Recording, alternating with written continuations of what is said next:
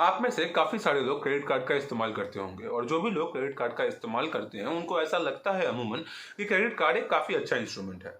Credit card के through bank से आपको शॉर्ट टर्म के लिए एक लोन मिल जाता है जिसका इस्तेमाल करके आप अपने महीने के खर्चों को पूरा कर सकते हैं, अपने एक्सपेंसेस निकाल सकते हैं और बाद में 45 से 50 दिनों के अंदर में बिना किसी इंटरेस्ट के, बिना किसी ब्याज के वो पैसा बैंक को वापस कर सकते हैं। तो इसमें बुराई क्या है? तो काफ़ी अच्छी चीज़ है। लेकिन क्या आपको लगता है कि बैंक ने इतना बड़ा बिजनेस सिर्फ इसलिए खोल रखा है ताकि आप अपने खर्चे पूरे कर सकें? क्या बैंक का इसके पीछे कोई लॉजिक नहीं होगा कि वो फ्री में क्यों आपको इंटरेस्ट दे रही है? क्या आपने कभी सोचने की कोशिश की है कि क्या बैंक आपके साथ कोई स्कैम करने की कोशिश कर रहा है? क्या बैंक आपको एक ऐसे ट्रैप में फंसाने की कोशिश कर रहा है जहां से आप बाहर नहीं निकल पाए? आज इस वीडियो के अंदर में हम यही डिस्कस करने वाले हैं कि कैसे क्रेडिट कार्ड कंपनीज आपको धीरे धीरे एक ऐसे ट्रैप की तरफ ले जाती है जहां पे आप जाके फंस जाते हैं और बाहर निकलना आपके लिए बहुत ही ज्यादा मुश्किल हो जाता है। और इस वीडियो के लास्ट में मैं आपके साथ में शेयर करूंगा कुछ ऐसे गोल्डन रूल्स और गोल्डन टिप्स जिनका इस्तेमाल करके आप कुछ हद तक इस ट्रैप से, इस स्कैम से बच सकते हैं। दोस्तों, मेरा नाम है प्रणव प्रकाश और आप देख रहे हैं the value mindset. Credit cards आपके मन में एक इल्यूजन क्रिएट करता है कि आपके पास में पैसे अवेलेबल हैं। एग्जाम्पल के लिए, अगर मेरी सैलरी महीने की 50,000 रुपए है तो मैं शायद मैक्सिमम 30, 40, 50% उसमें का स्पेंड करने की सोचूंगा अपने जरूरतों के ऊपर में। बाकी कुछ पैसा मैं अपने लिए बचाने की सोचूंगा। मतलब कि मुझे ऐसा लगेगा कि अगर मैं 50,000 रुपए कमाता हूं तो मैं 25-30,000 रुपए में अपना गुजारा कर लूं और बाकी पैसा मैं सेव कर लूं। बट अगर मेरे पास एक क्रेडिट कार्ड है जिसकी लिमिट 1 लाख रुपए की है तो अब मेरी साइकोलॉजी क्या हो जाती है? मुझे लगता है कि यार अगर 1 लाख रुपए तक का कोई खर्चा आया तो मैं देख लूंगा। अगर 1 लाख रुपए तक मैंने कहीं स्पेंड कर दिया तो मैं संभाल लूंगा। और ये जो मेंटालिटी है ये आपको मोटिवेट करती है और खर्च करने के लिए। जहां पे आप 2,000 रुपए के रेस्टोरेंट में जाके खाना खाते, अब आप 5,000 रुपए के रेस्टोरेंट में जाके खाना खाएंगे। जहां 500 रुपए की मूवी टिकट में काम चला लेते, अब आप 1,000 रुपए का मूवी टिकट खरीदेंगे क्योंकि आपको लगता है कि पैसे है तो सही और मैं कमाता किसके लिए हूं। बट दोस्तों, आप कमाते सिर्फ और सिर्फ अभी 50,000 रुपए हैं। एक्सपेंसेस की कोई लिमिट नहीं है। आप जितना चाहे उतना खर्च कर सकते हैं और दुनिया तो बनी ही खर्च करने के लिए है। आपको अलग अलग एवेन्यूज मिल जाएंगे जहां पे अपना पैसा आप उड़ा सकते हैं, बर्बाद कर सकते हैं, यूज कर सकते हैं। बट फिलहाल के लिए अभी आपकी अर्निंग पोटेंशियल के ऊपर में एक लिमिट है। आप एक लिमिटेड अमाउंट कमा रहे हैं जिसमें से आपको हर महीने कुछ खर्च करने के बाद बाकी पैसा उस क्रेडिट कार्ड कंपनी को वापस भी करना पड़ेगा। क्या आपने कभी ये सोचा है? और क्रेडिट कार्ड कंपनीज आपको time to time offers, rewards और अलग अलग एक्सपीरियंसेस दे करके मोटिवेट करती है, साइकोलॉजिकली आपको प्रेशराइज करती है कि आप और खर्चा करें। अगर आपको पता चलता है कि कहीं पे किसी रिटेलर के पास में एक स्कीम चल रहा है जहां पे क्रेडिट कार्ड से पेमेंट करने पे 20% का ऑफ मिल जाएगा, तो आप कितना खर्च करने वाले हैं उसके बारे में नहीं सोचते हैं। आप ये सोचते हैं कि आप वहां जाकर के इस टाइम पर 20% बचा लेंगे।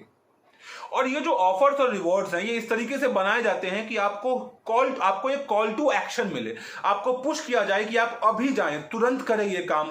और ये दिखाते हैं आपको कि ये ऑफर खत्म होने वाला है, लेकिन 3 महीने के बाद आप देखोगे तो वो ऑफर फिर से आ चुका होता है।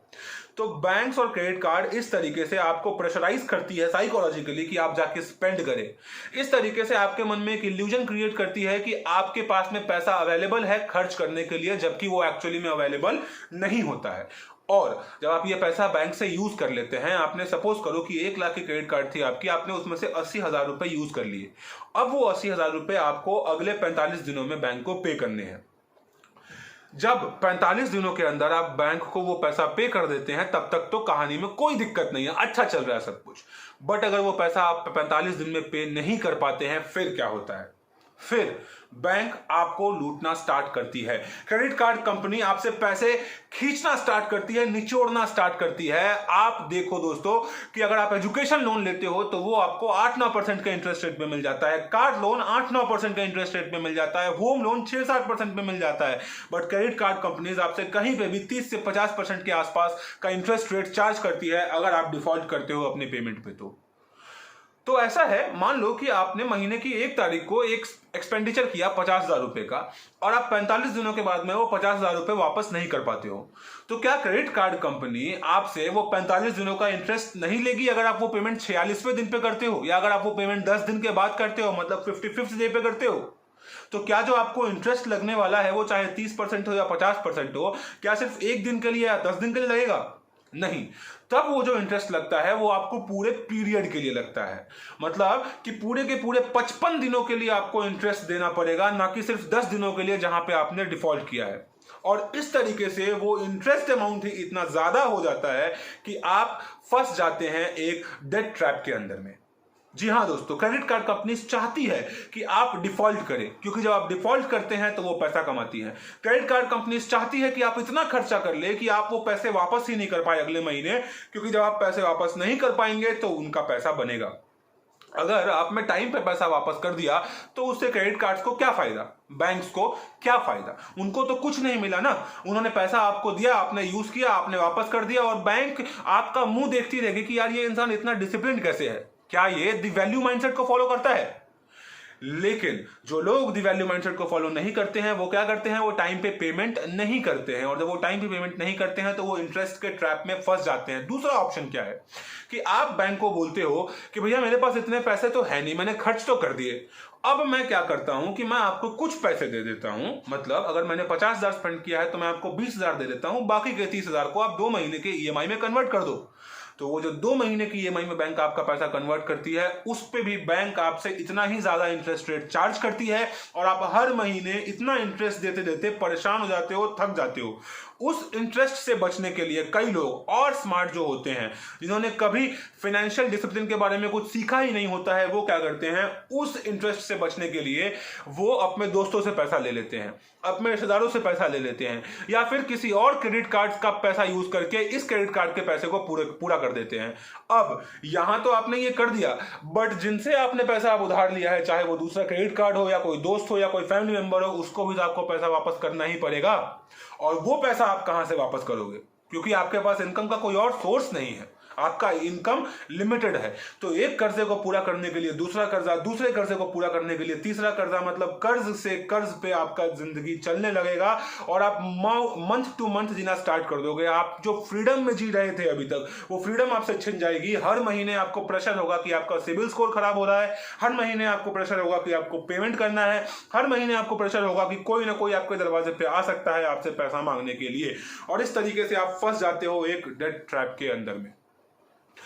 बैंक्स, क्रेडिट कार्ड कंपनीज आपको डेट ट्रैप में धकेलने के लिए एक और सिस्टम यूज करती है जिसका नाम है मिनिमम बैलेंस ड्यू। सुना है क्या कभी आपने इसके बारे में? अगर आपको पता है मिनिमम बैलेंस ड्यू क्या होता है तो कमेंट सेक्शन में लिख के जरूर बताएं, और अगर आप अभी तक वीडियो में बने हुए हैं, आपको ये वीडियो पसंद आ रही है तो लाइक का बटन दबा दें।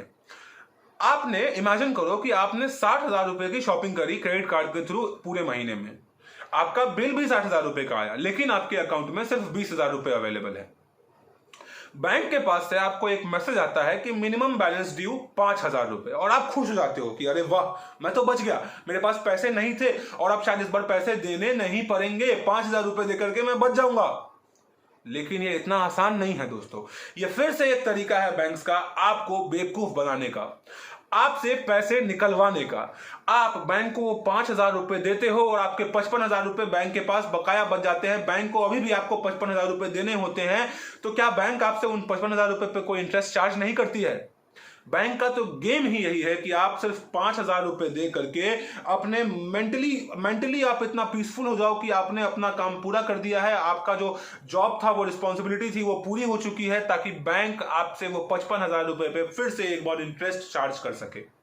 और उसके बाद अगले महीने जब आप वो 55,000 रुपए पे करने के लिए जाते हो तो बैंक आपसे 30 डेज प्लस 45 डेज यानी कि 75 डेज के आसपास का इंटरेस्ट ऑलरेडी चार्ज कर चुकी होती है, जो कि इतना ज्यादा होता है कि आप फिर से परेशानी में आ जाते हैं।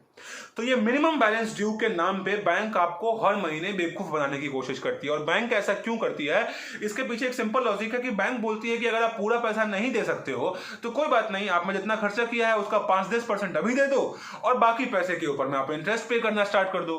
तो ये 5-10% वाली बात तो बैंक आपको खुल के बोल देती है, बट जो इंटरेस्ट आपको देना होता है उसके बारे में कोई बताता नहीं है आपको, और आप बन जाते हैं बेवकूफ और आप दे देते हैं बैंक को एक्स्ट्रा इंटरेस्ट। आगे बढ़ते हैं। इसके अलावा आप जब क्रेडिट कार्ड इस्तेमाल करते हैं तो आपको एक और नुकसान होता है। जब आप क्रेडिट कार्ड इस्तेमाल करते हैं किसी रिटेलर के यहाँ पे या किसी दुकानदार के यहाँ पे, और जब आप क्रेडिट कार्ड को स्वाइप करते हैं तो रिटेलर के पास में 2% का चार्ज कटता है। मतलब कि अगर आपने कहीं से 100 रुपए का कोई सामान खरीदा है और आप क्रेडिट कार्ड स्वाइप करते हैं तो रिटेलर के पास में सिर्फ 98 रुपए 98 रुपीज पहुंचेगा, 2 रुपए उससे कट जाएगा। आपने लाख रुपए की शॉपिंग करी, 2000 रुपए कट जाएगा। आपने 5 लाख रुपए की शॉपिंग करी, उसी हिसाब से 2% उसके पास से कट जाएगा। तो काफी सारे जो लोकल रिटेलर्स हैं, जो लोकल दुकानदार हैं, वो आपको बोलते हैं कि भैया ये पैसा मैं तो बेयर नहीं कर सकता, मेरा इतना मार्जिन ही नहीं है, मेरा तो इतना बचत ही नहीं है जितना मैं आपको दे दूंगा। तो जो 2% है ये आपको देने पड़ जाते हैं, क्योंकि आपको क्रेडिट कार्ड इस्तेमाल करना है, क्योंकि आपके पास पैसे नहीं है फिर भी आपको स्पेंड करना है, क्योंकि आपके डेबिट कार्ड के अंदर में आपके सेविंग्स अकाउंट में उतने पैसे नहीं जितना आपको खर्च करने की इच्छा है, और आपको फिर भी खर्च करने की इच्छा हो रही है।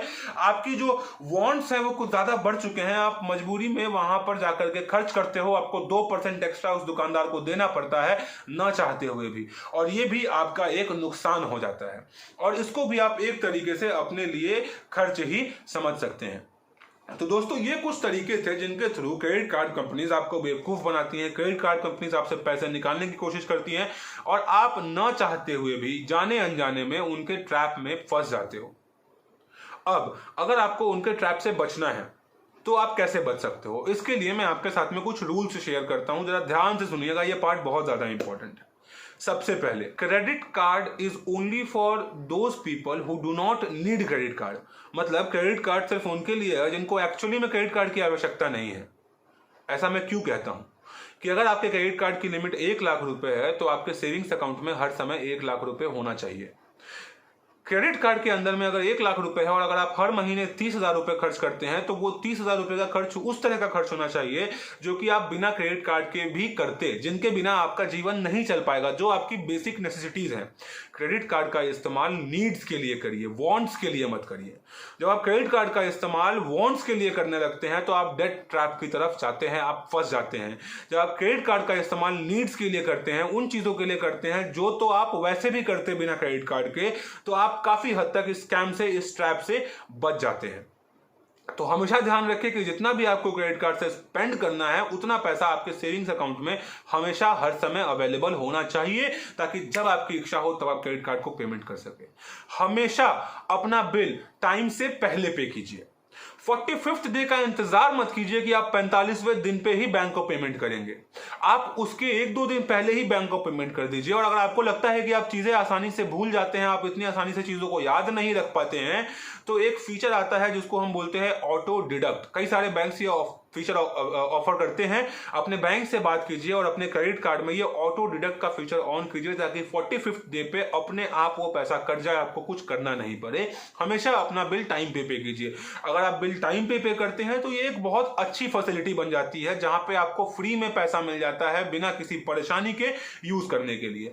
बट इसके लिए वंस अगेन आपके अंदर वो फाइनेंशियल डिसिप्लिन और समझदारी होना बहुत जरूरी है। अपना जो बिल है क्रेडिट कार्ड का, उसको हमेशा फुल में पे करें, कभी भी पार्ट्स में मत पे करें, क्योंकि जिस पार्ट को आपने 45 डेज में पे कर दिया वो तो ठीक है, बच जाएगा, बट जो पार्ट आप नहीं पे कर पाते हैं उसके ऊपर आपको 30 से 50% तक का इंटरेस्ट देना पड़ता है। प्लस ये आपका सिविल स्कोर खराब करता है, वो अलग। अगर आपको सिविल स्कोर के बारे में और जानकारी चाहिए कि अगर आपका सिविल स्कोर खराब चल रहा है उसको आप कैसे अच्छा कर सकते हैं, तो आई बटन में दिया है मैंने लिंक एक वीडियो का, उसको जाके जरूर चेकआउट करें। तो अपने क्रेडिट कार्ड का जो बिल है उसको हमेशा 100% टाइम से पहले पे करना आपके लिए बहुत जरूरी है। दूसरी चीज, कभी भी क्रेडिट कार्ड का जो लिमिट है उसके 60% से ऊपर खर्च मत करें। आइडियली तो मैं कहता हूं कि 30-40% भी बहुत ज्यादा है। 30-40% आपको खर्च करना चाहिए। आपका जो क्रेडिट यूटिलाइजेशन रेट है वो 30-40% होना चाहिए। बट वर्स्ट केस सिनेरियो में भी अगर आप उतने कम पे अफोर्ड नहीं कर सकते हैं, अगर आपको जरूरत है कि आप और ज्यादा खर्च करें, तो आप मैक्सिमम 60% तक ही जाए, उसके ऊपर आप वहां पे खर्च नहीं करें, वरना आपका सिविल स्कोर खराब हो जाएगा और आप इतना ज्यादा स्पेंड कर चुके होंगे, इतना ज्यादा स्पेंड कर चुके होंगे कि अगले महीने आप वापस करते वक्त परेशान हो जाएंगे और आप फिर से एक डेट ट्रैप में फंस जाएंगे। और आखिरी बात जो मैं आपके साथ रीइंस्टेट करना चाहता हूं वो ये है कि आप खर्च इसलिए मत करिए क्योंकि आपके पास पैसे अवेलेबल हैं। आप खर्च इसलिए मत करिए क्योंकि आपके पास लिमिट अवेलेबल है, आप खर्च इसलिए करिए क्योंकि आपको वो खर्च करने की ज़रूरत है। उसके बिना काम नहीं चल पाएगा। जो आपके पास में एक्स्ट्रा बफर है ना, जो आपने कमाया है, जो आपका प्रॉफिट है, उससे आपको जितना उड़ाना है उतना उड़ाइए, बट बैंक के पैसे को मत उड़ाइए। वो पैसा आपका नहीं है। जिस दिन आप इस बात को समझ जाएंगे उस दिन आप क्रेडिट कार्ड के स्कैम से, इस डेट ट्रैप से बच जाएंगे। दोस्तों आज के इस वीडियो में इतना ही। मैं आशा करता हूं कि आपको कुछ नया सीखने को मिला होगा, कुछ तो आपका प्रोडक्टिव टाइम, मैंने आपके टाइम की प्रोडक्टिविटी को मैंने इंक्रीज किया होगा। और अगर ऐसा है तो कमेंट करके जरूर बताएं कि वीडियो आपको कैसा लगा। अगर आपको लगता है कि मैं इस वीडियो के अंदर में किसी और चीज़ को ऐड कर सकता था, कोई चीज़ मैंने मिस कर दी है, मेरा कॉन्टेंट और डिलीवरी स्टाइल और अच्छा हो सकता था, तो वो भी कॉन्टेंट करके बताएं। आपके कॉमेंट्स पढ़ के मुझे अच्छा लगता है और सीखने को मिलता है और ग्रो करने को मिलता है। आज के लिए बस इतना ही। मिलते हैं किसी और वीडियो में, तब तक के लिए बाय बाय।